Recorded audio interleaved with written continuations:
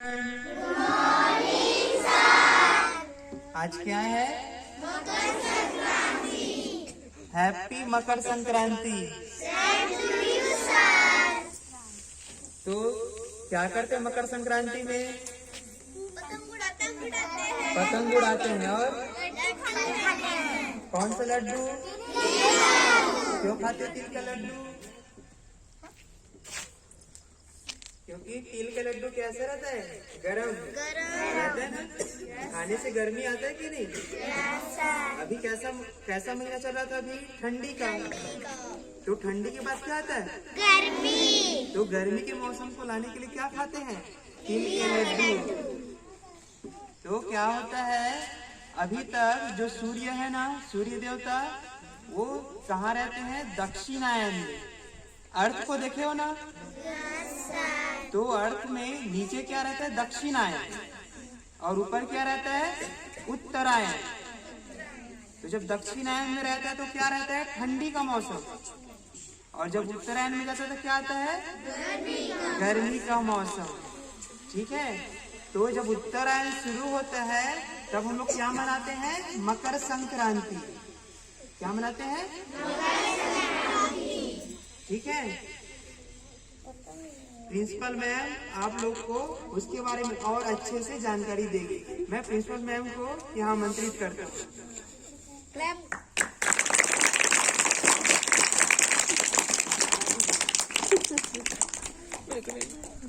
Thank you sir.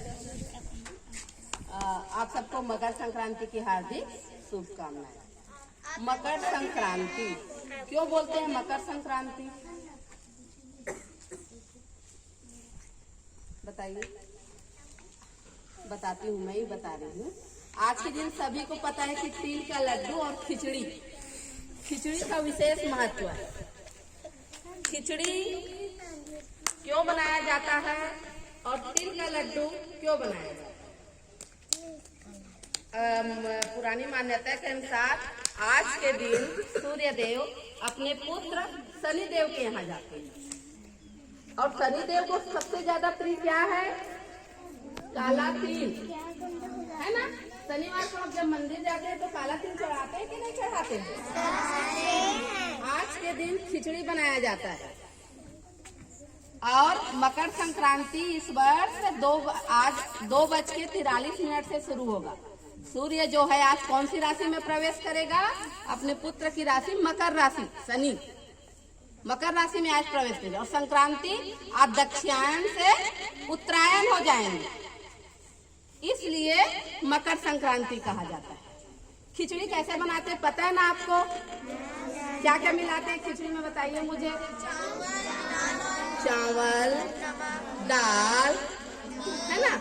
ये सामान्य हम खिचड़ी बनाते हैं। साथ ही हम उसमें क्या मिला देते हैं? हरी सब्जियां मिला देते हैं, मटर मिला देते हैं, हल्दी डालते हैं। डालते हैं कि नहीं डालते हैं?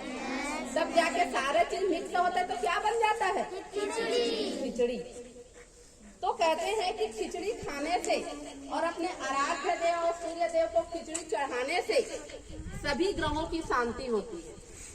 अगर हमारे ऊपर कोई ग्रह भारी है या कोई ग्रह हमको नुकसान पहुंचा रहा है तो क्यों होता है मैं बता रही हूँ।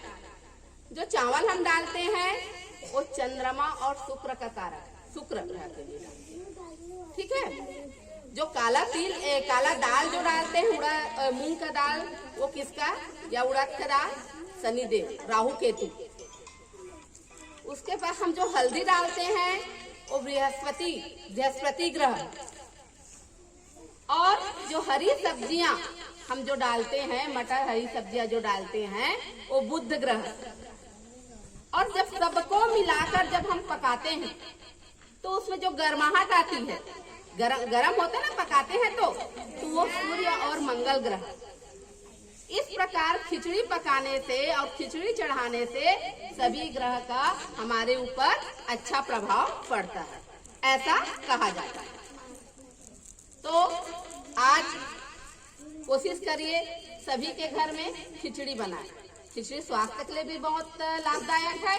साथ ही आज खिचड़ी खाने का बहुत ही विशेष महत्व है।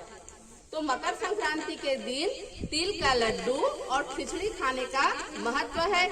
खिचड़ी क्यों खाया जाता है, खिचड़ी क्यों बनाया जाता है?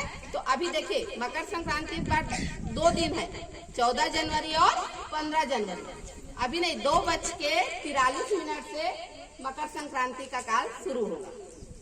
तो ऐसे बहुत सारी मान्यता है मकर संक्रांति से संबंधित। आज के दिन पतंग उड़ाया जाता है, पतंगबाजी की जाती है। और महाभारत से अगर जोड़ के देखें तो भीष्म पितामह का नाम आपने सुना है? भीष्म पितामह का नाम सुने थे आप लोग? जिन्होंने इच्छा मृत्यु का वरदान लिया था। इच्छा मृत्यु ना, क्यों, जब चाहे तब उनकी मृत्यु होगी। तो जब महाभारत का युद्ध हुआ था और जब वो घायल हुए तो उन्होंने अर्जुन से कहा, उन्होंने क्या एक संकल्प लिया था कि जब सूर्य उत्तरायण दिशा में होगा तभी मैं अपना देह त्याग करूंगा। तो महाभारत अगर आप लोग देखे होंगे या महाभारत के बारे में अगर आप जानते होंगे तो जब भीष्म पितामह जी घायल हुए थे तो अर्जुन ने उनके लिए सरसैया का व्यवस्था किए थे। उन्होंने बाण से सैया बनाया हुआ था, उसमें भीष्म पितामह जी लेके, और आज के दिन जब सूर्य की गति उत्तरायण हुआ तो उन्होंने प्राण त्यागा। इस प्रकार मकर संक्रांति का बहुत सारे कथा है, प्रसंग है। अगर आप देखेंगे, सुनेंगे, मैं भी कहाँ से जानती, पढ़ते हैं, आप सुनेंगे, जानेंगे, पढ़ेंगे तो समझेंगे। आपके पास गूगल है ना? क्यों नहीं? कितने लोगों ने सर्च किया था मकर संक्रांति के बारे में? अच्छी नहीं लगती रोचक जानकारियां देना? अच्छा बताइए, खिचड़ी के बारे में कितने लोग को पता था कि खिचड़ी का क्या महत्व है? खिचड़ी क्यों खाते हैं? पता था कि खिचड़ी का ग्रहों से क्या महत्व है? खिचड़ी तो खाते हैं, बनता भी है, तो अभी जाके आप बताएंगे, घर में बोलना खिचड़ी बना दीजिए, शाम के खाना में खिचड़ी खा लीजिए, क्या फर्क पड़ता है? और घर में बताइए कि इस खिचड़ी खाने से हमारे ऊपर ग्रहों का प्रभाव कैसा, अच्छा प्रभाव पड़ेगा। अगर कुछ हमारे ग्रह में कुछ दोष होगा, कुछ कमी होगा तो हो सकता है वो कम हो जाए। इसलिए हमें थोड़ा बहुत इन चीजों का पालन करना चाहिए। अभी थोड़ी देर में मैडम लोग आप लोगों को पतंगबाजी करवाएंगे। कितने लोग लाए हैं पतंग लाए हैं आप लोग?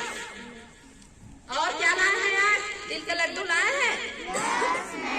अच्छा, तो पुनः आप सबको मकर संक्रांति की हार्दिक शुभकामनाएं। आगे के कार्यक्रम के लिए मैं मुकेश सर को आमंत्रित करती हूँ।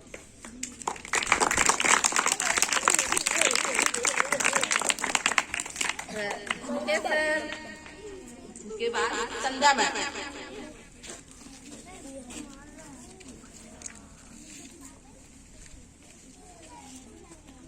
Thank you, ma'am. Good morning, all of the students. आप सभी को मेरी तरफ से मकर संक्रांति की बहुत बहुत बधाई। आप लोगों को पता है आज हम पतंग उड़ाएंगे, है ना? पतंग की एक मैं खासियत बताना चाहूंगी आप लोगों को कि पता तो है आपको, पतंग ऊपर जाती है, आसमान में उड़ती है, तो कोई दूसरी पतंग उसको काटती जरूर है, काटती है ना? तो फिर भी देखो उसके मन में जो उत्साह है उड़ने का, है ना, उमंग है, वो उनका कम होता है क्या पतंग का? उसको आप जितनी ऊंचाई से उछालोगे वो उतनी ऊंचाई से हवा में उड़ेगा, ठीक है? तो उसको डर नहीं होता कि मुझे अभी थोड़ी देर में कट जाना है, ठीक है? तो मैं आप लोगों को यही एक ऐसी नॉलेज थोड़ी सी बता रही हूँ पतंग के बारे में कि उसको अपने जीवन में भी लेकर आए सभी बच्चे। जैसे आज आपको कोई किसी बात की उदास हो रही है, आपके मन में किसी भी चीज के लिए डर है या कुछ भी, आप उस चीज से डरे ना, ठीक है? पतंग की तरह अपने मन में उत्साह और उमंग लेके उड़े, ठीक है? बस मैं इतनी ही बोलना चाहूंगी आप सभी को। इसके बाद हम लोग पतंग का जो कंपटीशन है वो करते हैं, ठीक है?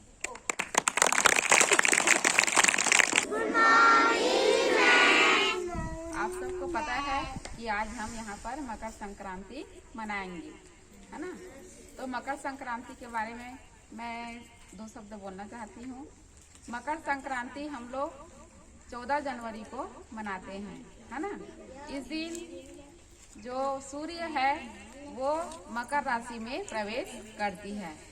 कहा जाता है कि इस दिन सूर्य देव अपने पुत्र शनि के यहाँ 1 महीना तक वहाँ रहे थे, है ना। और जो शनि देव है उसने अपने पिता का स्वागत काला तिल चढ़ाकर किए थे, क्योंकि शनि देव को भी काला तिल बहुत पसंद है। और काला तिल चढ़ाने से हमारे ऊपर जो शनि दोष है वो भी क्या हो जाता है, समाप्त हो जाता है।